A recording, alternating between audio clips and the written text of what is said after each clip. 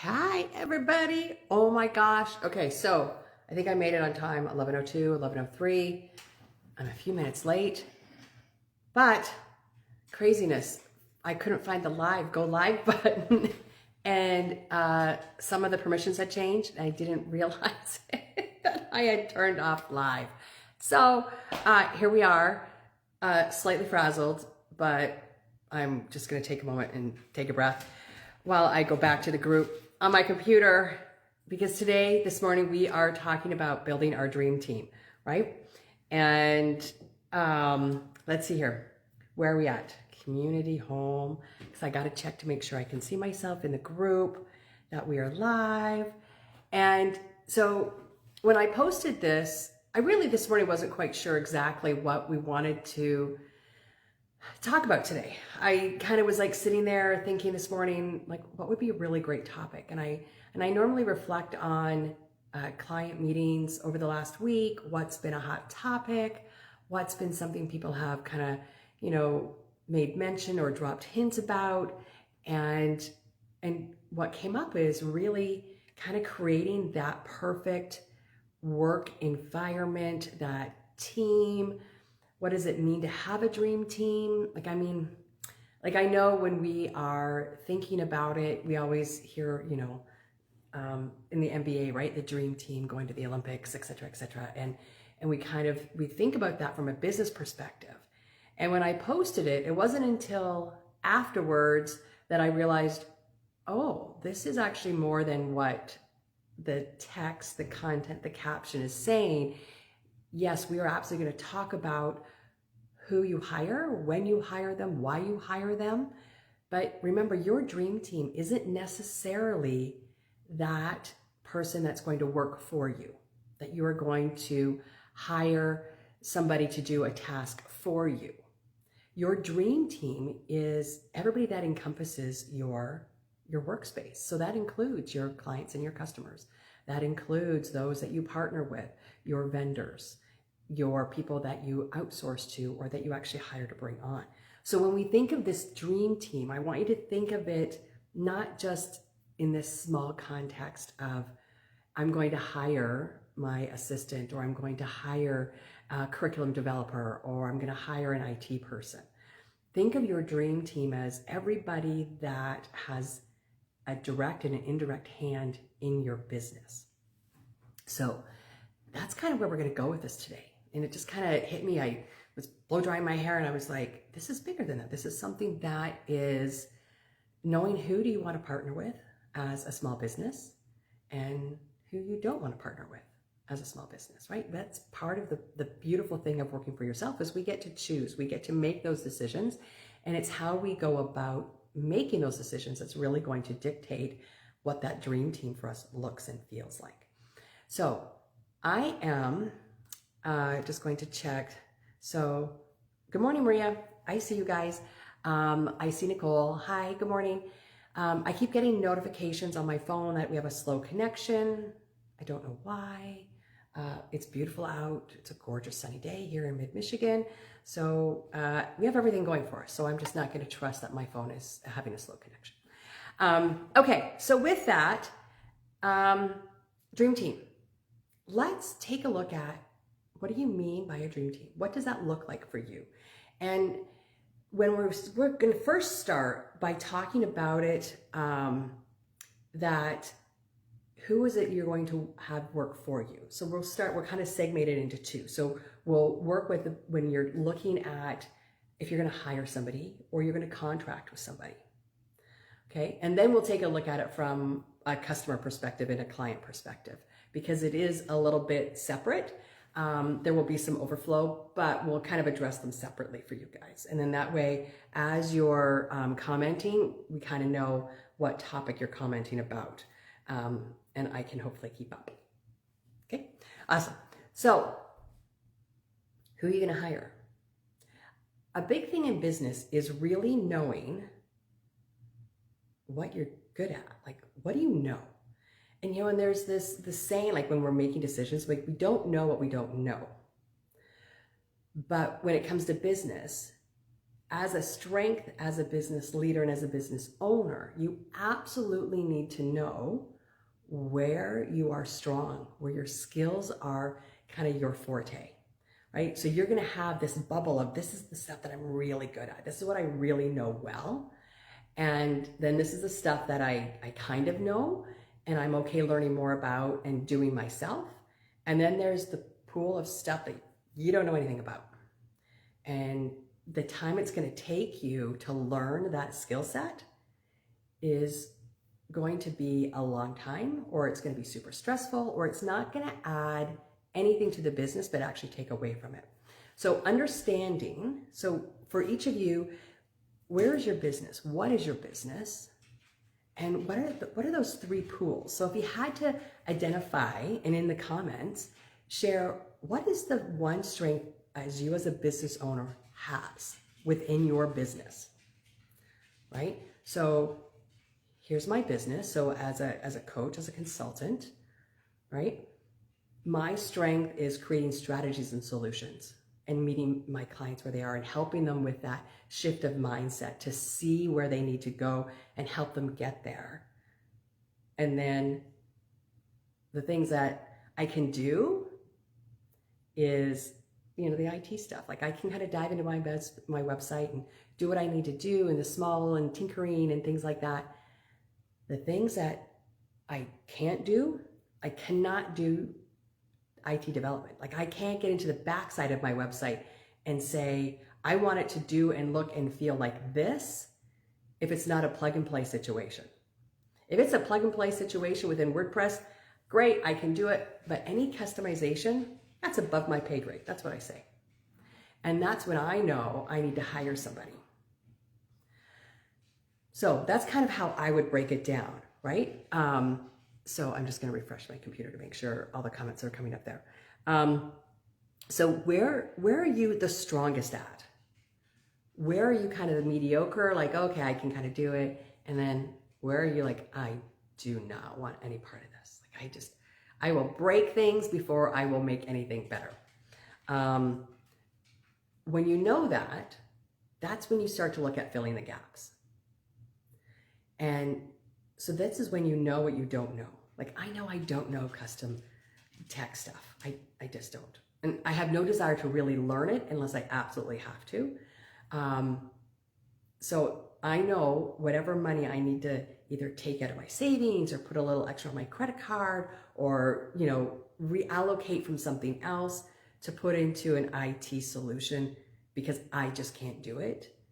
My stress level will go down tremendously. My worry, my fear, all of that will just kind of start to melt away because somebody who is knowledgeable is actually doing it and it's going to be done right.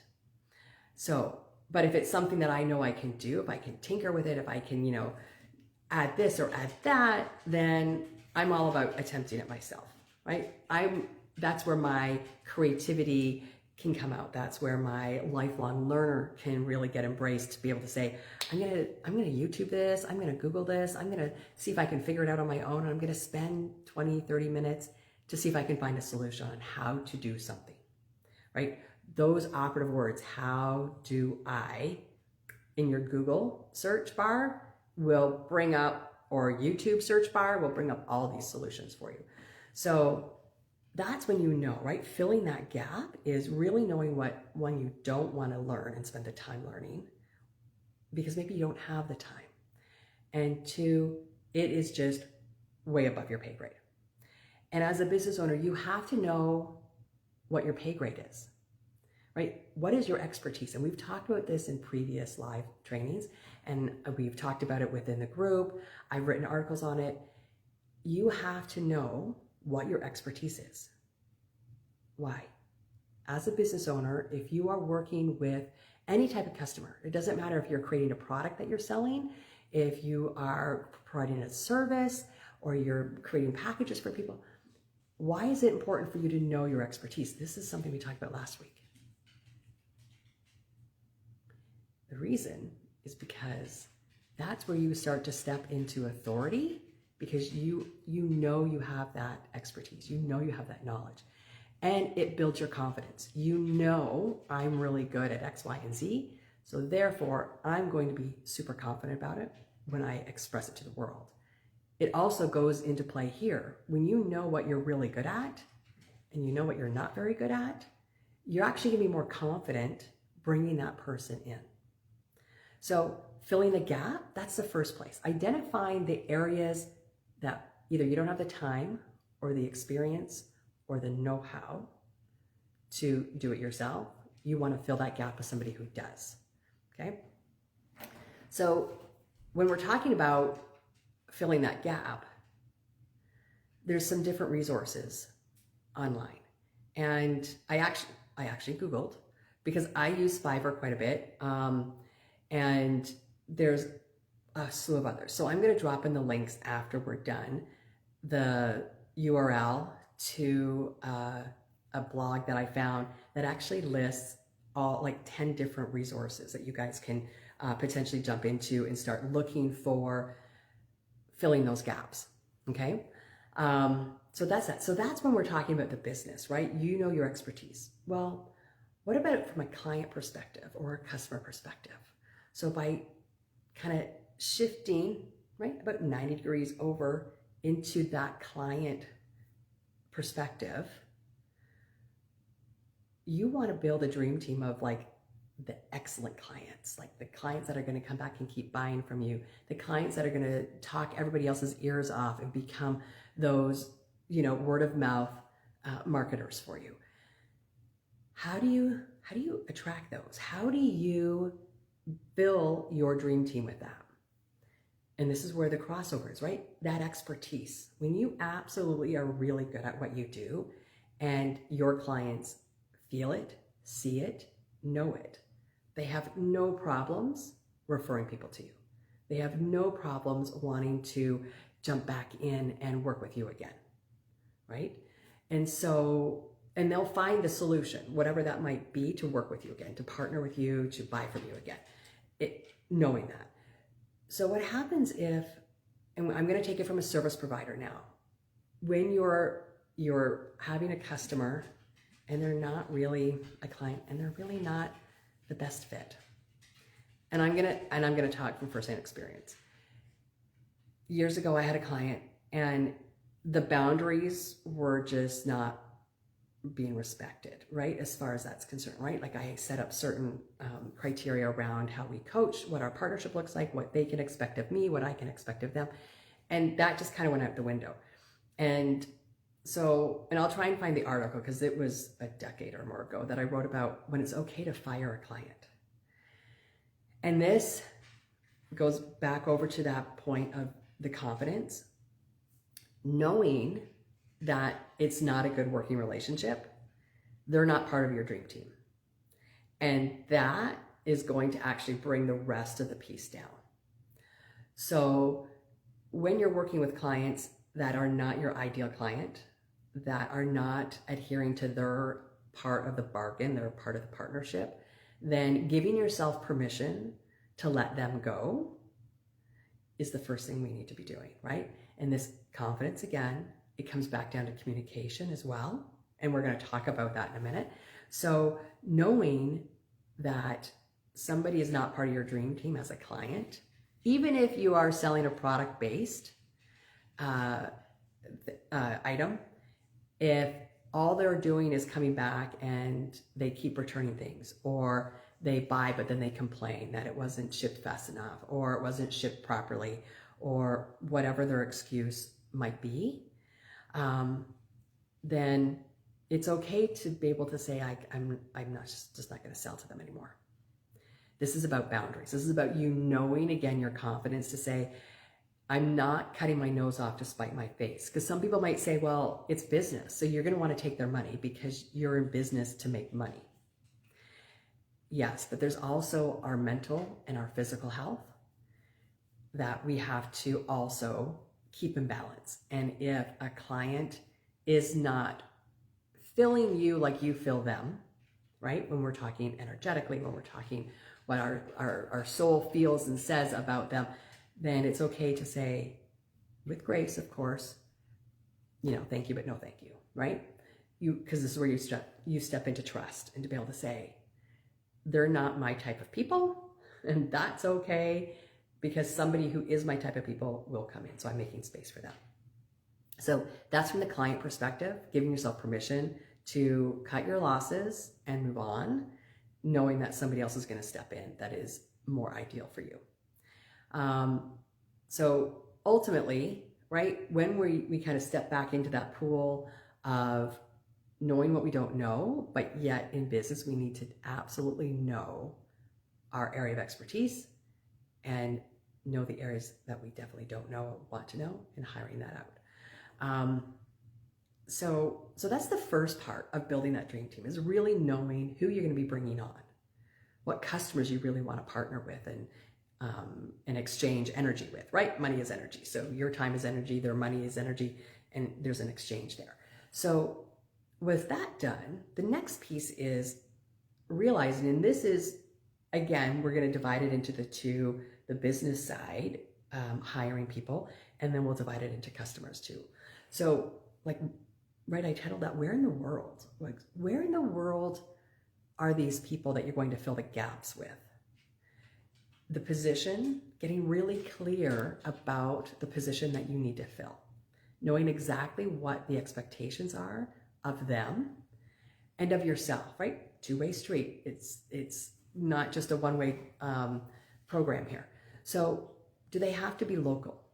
So depending upon your business, if you're hiring somebody, do they have to be local to you? So using my example of the IT doesn't have to be local. Thanks to technology, right? We can be anywhere in the world as long as we have an internet connection.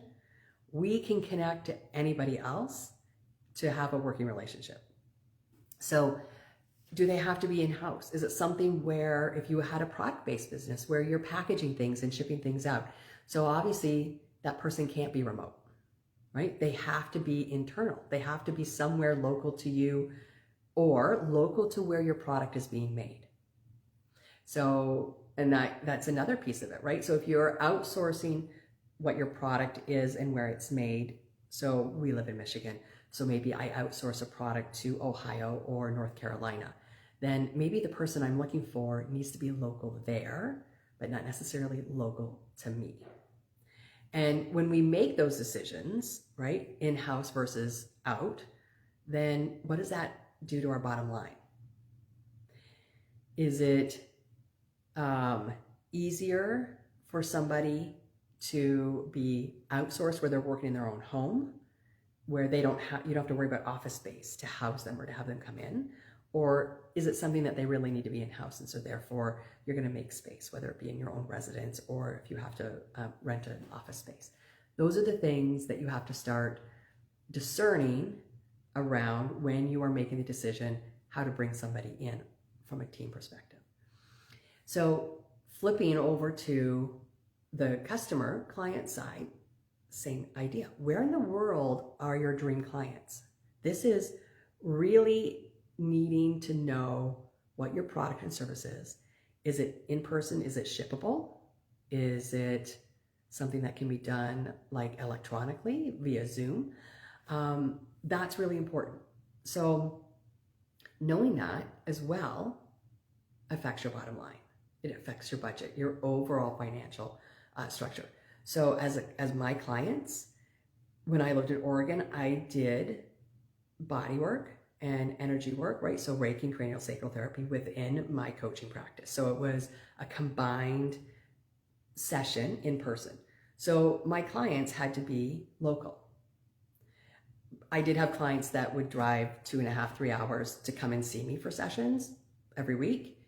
That was awesome, right? That was a boost to my confidence. That means a lot.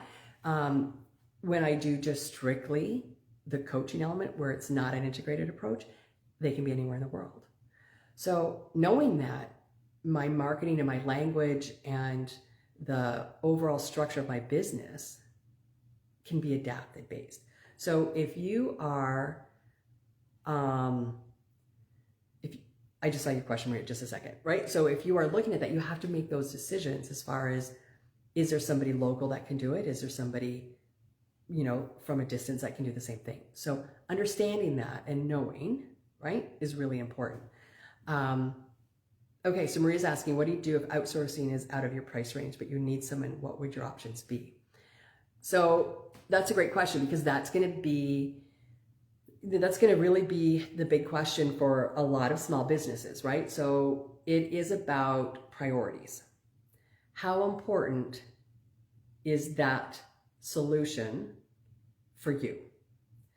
So how important does it mean to have that person come in? So investing, right? Because when you look at outsourcing, it really, yes, on your balance sheet, it's going to show as an expense, but it's really an investment for you. You're going to invest money into something. What's the return? How are you going to recoup that investment? And it's not always a tangible recoupment. So you might say, okay, so for me to outsource that, that's like $1,000 or $10,000 or whatever it might be. I can't afford that. Okay, so the next question then is, if I can't financially afford to do it, can I afford not to do it? And that's part of the question you have to answer. So Maria's like talking for, based on your question is, it's out of your price range because the financial capital isn't fluid cash. That's my assumption right now. And you don't have to share or divulge anything. So I'm going to make that assumption right now. Okay. So, because that is the case for 99% of the people when they're wondering the same question, is they don't have the financial liquid cash capital to take and invest in something or to hire and outsource. So then you have to look at all the other different options that are available, right? So borrowing from friends, borrowing from family, getting a credit card, taking a loan out from the bank, borrowing against your credit line. You have to look at all those options and then weigh out what your comfort level is. Are you comfortable doing that level of investment? And what is the return? So the return might be you become more effective, your business begins to flourish more, you gain more clients. And so that then immediately, that return on investment happens because of the influx of cash coming back in, and it pays for itself. The other non-tangible is your stress level is lower. You have an increase of confidence going, okay, so I've got the solution in place. Now I'm going to be able to do X, Y, and Z with it. And based on that X, Y, and Z solution that's in place, now I can go and get those clients. And so the return might take a little bit longer, but it ultimately will happen. It has to be in line with what your business goals are. And so for me, and my question for you is, based on the decision that you're wanting to make, if it's outside of your financial means, what's the end goal? And how is this solution going to help you get there? Is it going to be a tangible result that this solution happens? So knowing that you're a translator, is it a software that you want to invest in, right? Where it makes your job that much easier, that much faster. And so now you're looking at a time savings. So that's where the intangible happens for you, where it's like, okay, so I'm going to invest in this software. I can translate and do my jobs, my contracts in a third the time. So now I'm saving, instead of it taking me an hour, it's only taking me 20 minutes. Now I can do 3 clients in an hour instead of just 1. So that's an example, right? So a lot of people are like, well, what if it's like a service-based situation? Again, if the service base that you want to contract with is, good morning, Carmen, that if it's something that is going to help you either streamline your organization, set proper goals, I don't know what service it could be, I don't know, house clean. Let's use house clean as an example, right? Like, if I pay for a house cleaner to come in, it's because it's actually cheaper than marriage counseling, if I'm going to be super honest, right? Because it ends up saving my husband and I from arguing over who's going to do this and who's going to do that in our spare time. So, okay, good. So, right. So just kind of, you have to kind of keep kind of putting it through the colander, right? Kind of like when you dump pasta into a colander and you strain all the water out. Sometimes the smaller noodles will go through and sometimes they won't. It's the same thing. It's kind of like you got to keep shaking it around so you can see how it looks differently to come to your decision. And yeah, different perspective. You're welcome. Okay. So that's part of when you're looking at that, right? Finances are always going to be part of the solution. Part of the equation. Absolutely. Because, and I'm not this, and I use Fiverr all the time, and I'm not going to, and this is not a slight against anybody else or anybody on Fiverr, but you're going to see when you put in what you want, kind of what the contract or the job you're looking for, all these different individuals, and they're going to come up with different price ranges. And depending, the cheapest person isn't necessarily going to be the best solution. The most expensive solution is not necessarily going to be the best solution. So this is where you have to really understand the skill set that you want, the relationship you want with the person, the type of personality you want. Because if they are not in alignment with you, who you are, who your habits are, let's say, right? So all of those social etiquette things, pieces you need to be aware of, you want to make sure that they're in alignment with you. Because if they don't share the same, sorry, squirrel moment, I can see hair poking out. Sorry. Okay. All right. Welcome to my life. This is what distracts me. So you want to make sure that if they are not truly, and they don't have to be identical to you.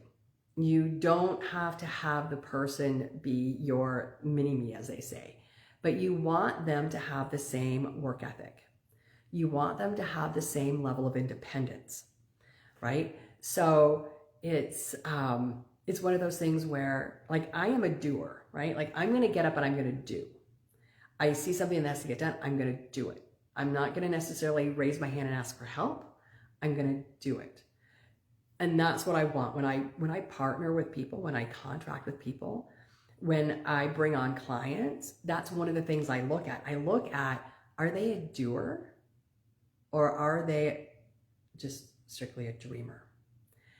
And so understanding that if they are not a doer, if they are not a self-starter, if they are not somebody who is willing to kind of jump in with both feet, roll up their sleeves and kind of go, all right, I'm going to do this. I'm going to throw caution to the wind. I'm going to do it because that was a strategy and it sounded good at the time and we're going to give it our best shot. Then they're not going to work well with me because that's who I am, right? And I'll tell you, this drives my husband crazy because I don't read instructions. And he's an engineer, so instructions are his like golden Bible when it comes to doing and building anything.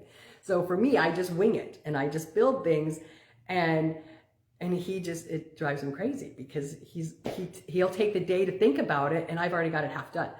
So, but we complement each other and that's why I love him so much. So, because he keeps me on the straight and narrow too sometimes. So yeah, definitely you want to make sure that those people are absolutely Nicole, right? They're there to walk with you, not behind you, not ahead of you, but to walk beside you. So as you're growing, your business is growing, they're supporting that growth in that same direction, right? So if they have their own ideas and they kind of start going off on a tangent, guess what? Your business isn't going to grow. It's going to become stagnant. So really knowing that they're with you and they see the same vision as you for your business and they believe in that vision, they're going to be part of that dream team for sure. That doesn't mean that somebody who may not be 100% quote unquote compatible doesn't work out in the end because all of a sudden you've inspired them and through your education, you've brought them to a place where they are now going, yeah, I got this. They now all of a sudden become the doer instead of just a dreamer, right?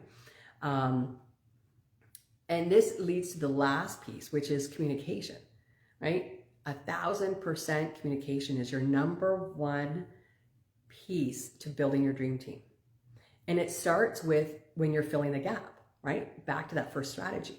So Understanding what the skill they need is, what they're going to be doing for you, what your expectation of communication is. Like, I want you to update me every day, or is it something that has to be updated every half a day, or whatever that looks like. Understanding what the expectations are important. And I mentioned this earlier, it's a two-way street. You have expectations of them, and they have expectations of you, right? And you want to be clear about that when you're bringing them on. And again, this pertains to a client, right? Like all of my clients, we have a contract, and part of it lays out, this is what I expect of you as my client, and this is what you as my client can expect of me, right? Very clear. It's like 4 bullet points long. It's like not huge, but it's clear, and the expectations are set. This is something you want to do for the people that you're bringing on, that you're hiring. And when you're looking at that client, that perfect client, what are your expectations of them? As my client, I expect them to pay on time. If we pay in full, or if there's payment arrangements, whatever that might look like, right? What does that financial transaction look like? It has to be communicated and very clear. Even if you are selling a product base where they're buying, hi Susan, right? And I'll use Susan as an example, right? You're buying a piece of jewelry from Susan. She has the expectation that she is going to get paid when you take the earrings out of her shop, right? Or buy them off her store before she ships them. So that expectation has to be laid out. Your next piece of expectation when you're communicating is there going to be regular meetings, or isn't there? How do you update each other? So as all of you know, like Ariana brought on, we brought her on in January, right? So one of the tools for us to communicate is we use Slack. We have a Slack channel that we can instantaneously like do audio clips to, text message through, update whatever's going on.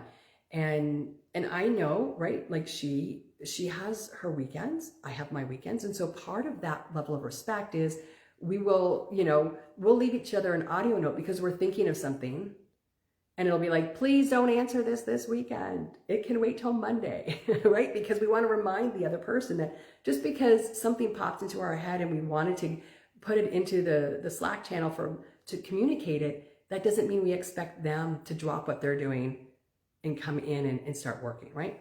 So what is that expectation? And talking about it all the time.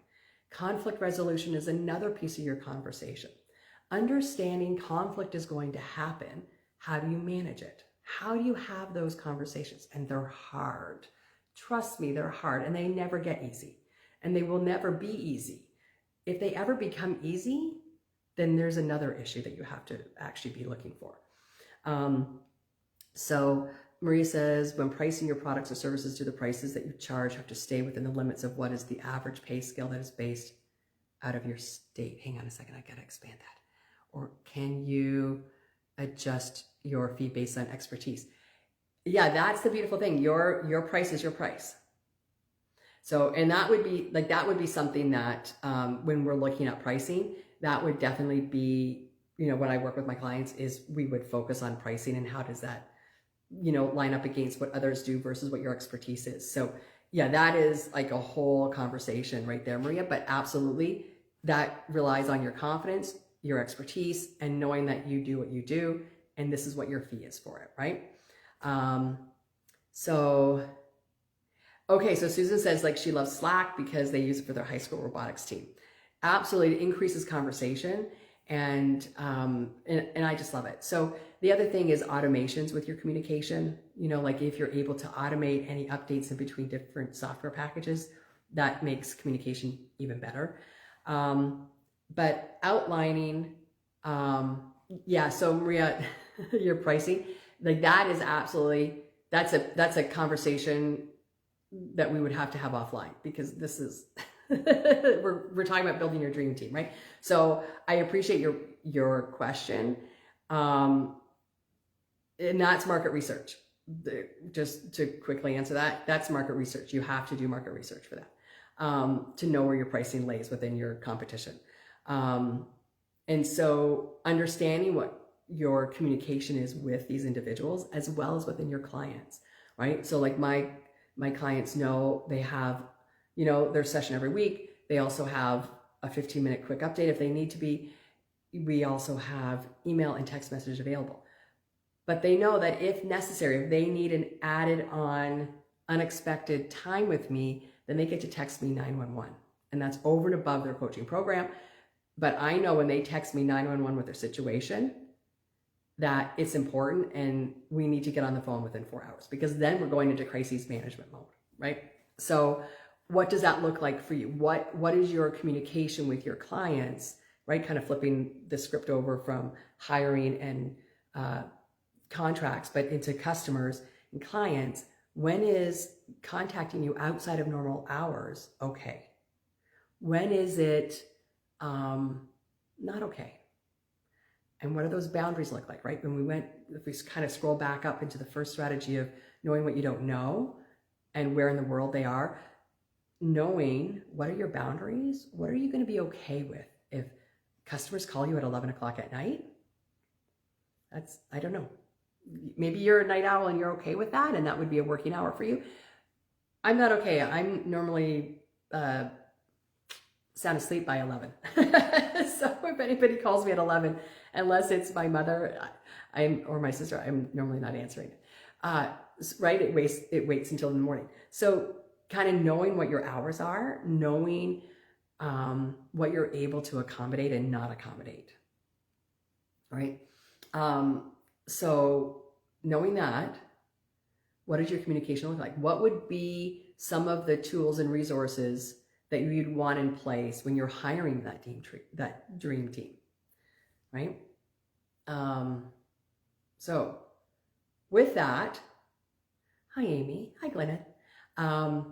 What questions do you guys have around kind of your hiring, your outsourcing, kind of, right? Because we talked about the dream team isn't just necessarily those that you're working with on a contract basis where you're hiring out IT or VA solutions and things like that.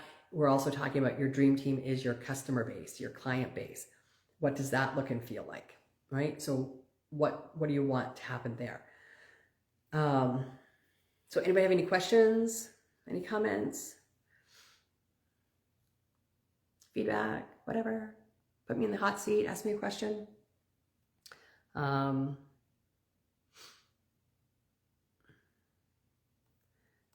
just refreshing just to make sure there isn't a delay. Anybody got anything? Hi, Kayla.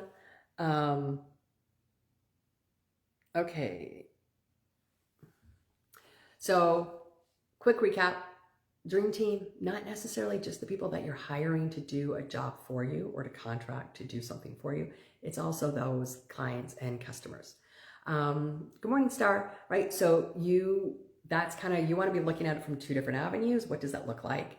We talked about knowing what you don't know and knowing what you know and filling the gaps. And as a business owner, you absolutely need to know where your expertise is and where it lies, and the stuff that you don't know and you really don't want to learn or invest any time in learning. That's the area that's the gap you want to start looking at filling. And then we talked about where in the world are these people? Like, do they need to be local to you? Do they need to be in-house where you have to provide a space for them? Can they be remote, down the street in another state, in another country? What does that look like?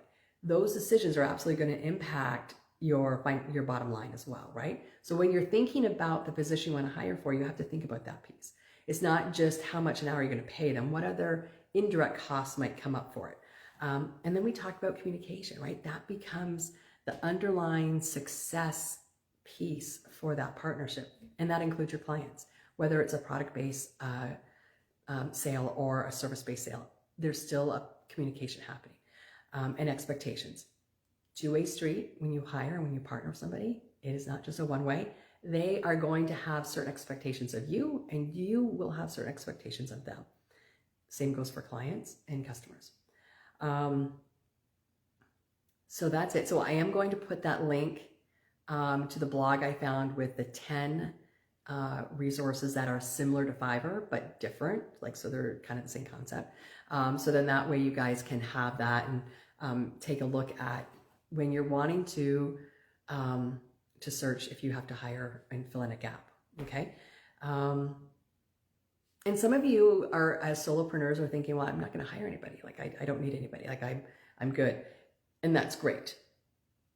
What I'm doing is I'm holding the space for you while we're talking about this, is that at some point your business will grow. That's the intent I hold for every single one of our members, is that their business is going to grow and flourish. And that means what? It means your team has to grow, because you are going to grow so big and so amazing that you're not going to be able to handle it all by yourself. And so you're going to grow that business.